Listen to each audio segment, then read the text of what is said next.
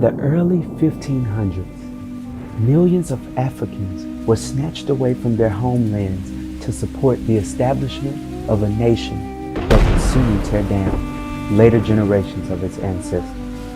But let us not forget the journey to the Americas that kept many of our ancestors in fear, full of disease, and in some cases that even led to death. Can you imagine? Can you imagine seeing your mother being thrown over a boat into a sea full of creatures that would soon make her body their meals?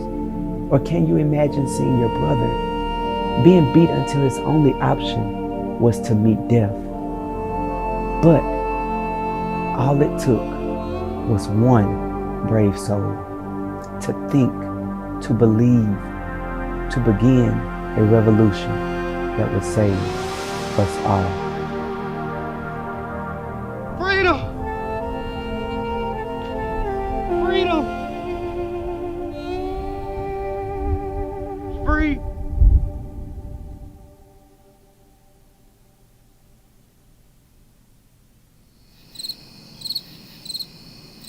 And what seemed to be the end was only the beginning. The torch was just beginning to catch a real flame in 1849 when Harriet Tubman started her journey towards freedom. Her feet moved swift, her head was always held high, and her eyes were always watching.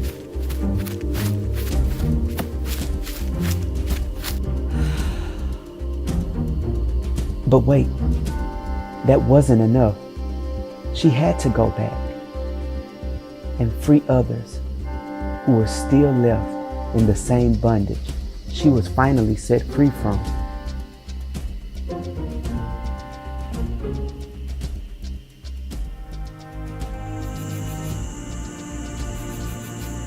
So what does she do? She goes back to attempt to free more slaves.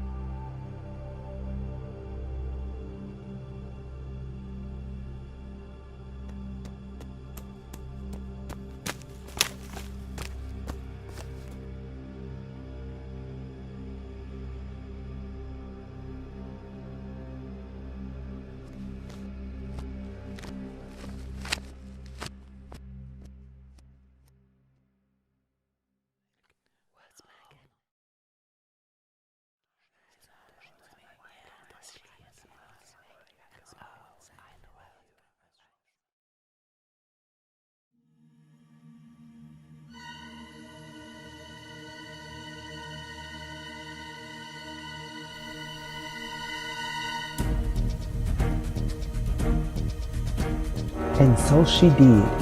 She had a chance to lead over 70 slaves to freedom. And as she stated, right before she took her last breath, I go to prepare a place for you. Where's we going? Yeah, Harriet, where's we going? I say swim, and Charles got that bag. Harriet, we can't do this. Yeah, Harriet, if we gotta go through hell and high waters just to go to reach freedom land, how we gonna be that we ain't free?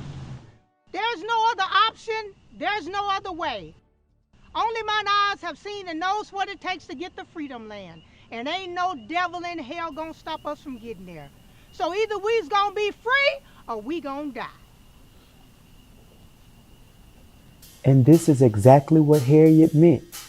She was preparing a place for us to accomplish great things and to reach great heights in life.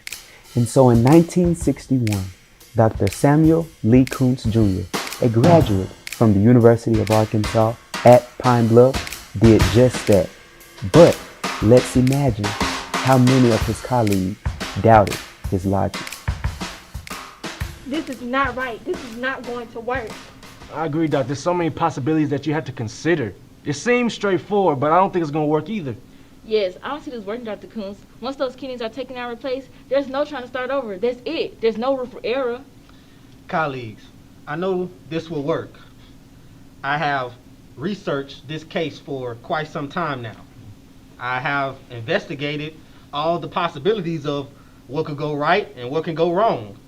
I know that we can do this. I believe in this.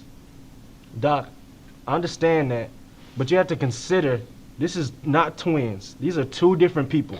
These are two different people that have no similarities. They have different blood types. There's so many possibilities that you have to consider, and you're not thinking about it. This has not been done before. Yeah, those are some great points. And plus, if something goes wrong, do you know the liability we have over this patient's life? Right. Listen, everyone. This procedure is happening, whether I have the support of the three of you or not. You have to make the decision to even help me or call it quits. I'm out, Doc. Right. Gotta go. And so today, we celebrate and remember Dr. Kuntz as the first person to perform a kidney transplant between two non-identical twin humans.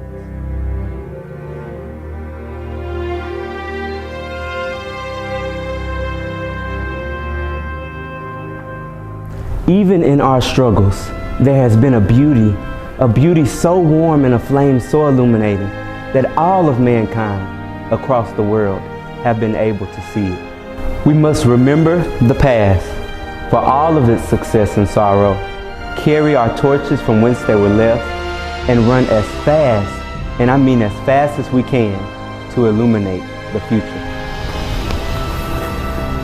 So faculty, students, and alumni of this illustrious institution, the University of Arkansas at Pine Bluff, my question to you is, what will you do with your torch?